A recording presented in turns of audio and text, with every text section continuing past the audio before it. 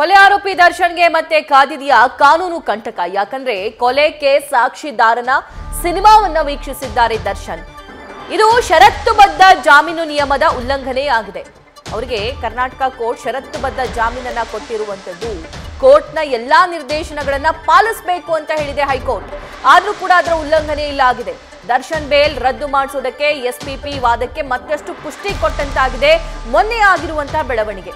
ಈಗಾಗಲೇ ಸುಪ್ರೀಂ ಕೋರ್ಟ್ನಲ್ಲಿ ಮೇಲ್ಮನವಿ ಅರ್ಜಿಯ ವಿಚಾರಣೆ ಆಗಬೇಕಾಗಿದೆ. ಆರೋಪಿ ದರ್ಶನ್ ವಿರುದ್ಧ ಎಸ್ಪಿಪಿಗೆ ಮತ್ತಷ್ಟು ಪ್ರಬಲ ಸಾಕ್ಷಿ ಸಿಕ್ಕಿದೆ.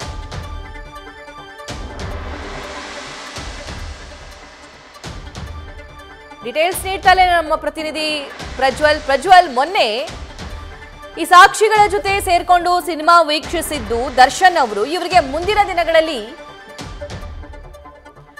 ಮತ್ತೆ ಸಂಪರ್ಕ ಮಾಡ್ತೀವಿ. ಆದ್ರೆ ಸದ್ಯಕ್ಕೆ ದರ್ಶನ್ ಬೇಲ್ನ ರದ್ದು ಮಾಡಿ ಅಂತ ಹೇಳಿ ಎಸ್ಪಿಪಿ ಸುಪ್ರೀಂ ಕೋರ್ಟ್ನಲ್ಲಿ ಪ್ರಬಲ ಸಾಕ್ಷಿಯನ್ನ ಪ್ರಸ್ತುತಪಡಿಸುವಂತಹ ಸಾಧ್ಯತೆ ಕೂಡ ಇದೆ. ಇನ್ನು ಆರೋಪಿ ದರ್ಶನ್ಗೆ ಕೋರ್ಟ್ ಷರತ್ತುಬದ್ಧ ಜಾಮೀನನ್ನ ನೀಡಿದೆ. ಕೋರ್ಟ್ನ ಜಾಮೀನುಗಳನ್ನ ಈ ಷರತ್ತುಗಳನ್ನ ಉಲ್ಲಂಘಿಸಬಾರದು, ಯಾವ ಸಾಕ್ಷಿಗಳ ಮೇಲೂ ಕೂಡ ಪ್ರಭಾವ ಬೀರಬಾರದು ಅನ್ನುವಂತಹ ಕಟ್ಟುನಿಟ್ಟಿನ ಸೂಚನೆಯನ್ನ ಕೊಟ್ಟಿದೆ. ಆದರೆ ಪದೇ ಪದೇ ಈ ರೀತಿ ಭೇಟಿಯಾಗೋದ್ರಿಂದ ಸಾಕ್ಷಿಗಳ ಮೇಲೆ ಪ್ರಭಾವ ಬೀರ್ದಂಗಾಗುತ್ತೆ.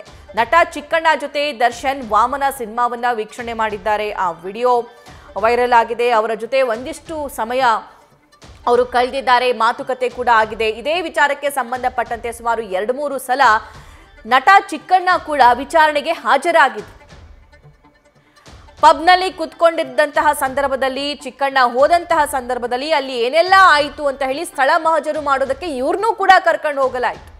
ಯಾವೆಲ್ಲ ಕಾಲ್ಸ್ ಬಂದಿತ್ತು ಇದೆಲ್ಲದರ ಬಗ್ಗೆ ಮಾಹಿತಿಯನ್ನ ಪಡೆಯಲಾಯಿತು. ಅದಾದ ನಂತರ ಇವರು ಕೂಡ ಈ ಪ್ರಕರಣದ ಸಾಕ್ಷಿಯಾಗಿದ್ದರು. ಆದರೆ ಈ ಸಾಕ್ಷಿಯನ್ನ ಭೇಟಿ ಮಾಡಿರೋದು ದರ್ಶನ್ಗೆ ಮುಂಬರುವಂತ ದಿನದಲ್ಲಿ ಮತ್ತಷ್ಟು ಎಡವಟ್ಟಾಗುತ್ತಾ ಅಥವಾ ಕಂಟಕ ತರುತ್ತಾ ಅನ್ನೋದನ್ನ ಕಾದು ನೋಡಬೇಕು.